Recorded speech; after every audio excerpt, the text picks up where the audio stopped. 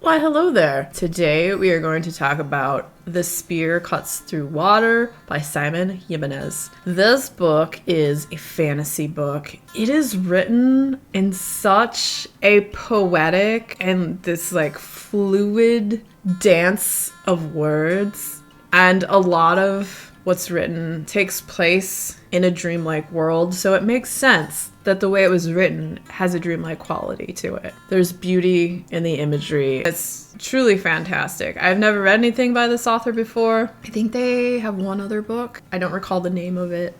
This came out very recently. Well, it's a story about the moon and the waters of the earth and how they were in love. They couldn't be together except for in this dreamlike world where they created this place called the Inverted Theater, which is in the dream. And in the Inverted Theater, there are plays that are acted out across the stage, and that's where the moon and the waters used to go to meet. And at one point, the moon is taken from the sky and comes to Earth and becomes still a god, yet human-like entity. It's the story of how the moon, she is kept locked away for many, many years as this emperor rises up and he has these many sons, and the sons are all called these terrors and they rule the land with an iron fist. Just how this emperor eventually and his kingdom, everything, how it falls. And it's also a love story. And it starts out, it's a story being told by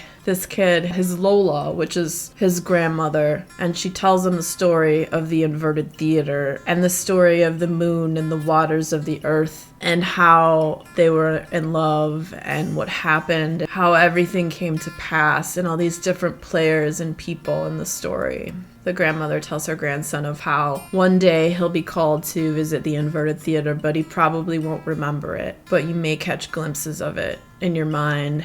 Tells him of what it is and the place it is, how you go there in the dream, and there will be others there too who are all kind of like shades. He is one of 9 brothers. The grandmother focuses on him because the other brothers don't really, I guess, seem to be as interested in the older stories and the legends and all of this stuff, and he is. So she tells him of this, and then one night he visits the Inverted Theater, and this story is acted out across the stage. And while he's there, he is holding this spear. Hence the name of the book is This Spear Cuts Through Water. There's all these other people there, and they're all shades, and they're all from different times. None of them have weapons, but he has this spear, so people are curious why he has it.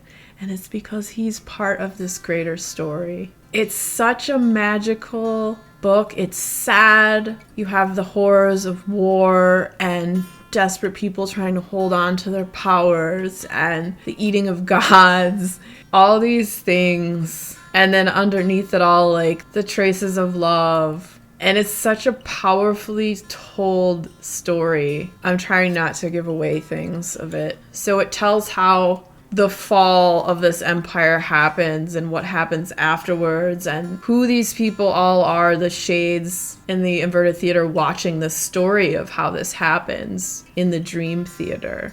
Also, Dream Theater, great band. I've seen them a few times and they're pretty awesome. That just made me think of that. I am a nerd. Anyway, I don't understand how recently I've had such a slew of absolutely fantastic books. A lot of them that I've picked up have just been stuff I've heard good things about. I think I saw a few reviews of this one and it just sounded really intriguing. When I posted a picture of it too on Instagram, someone that follows me was like, this was one of my favorite books of the year, so that made me even more excited. And just, it's weird how it's written because I've never read anything that is written in the style it was. It's such a weird, hazy, dreamlike experience reading it because you switch back and forth from your Lola, your grandmother, telling you the story, and then you go back to the theater and you're in the theater in the dream state, but then you become into the story and you experience the story too of the main characters, of the Empress and the Terrors, and then Sons of the Terrors, and then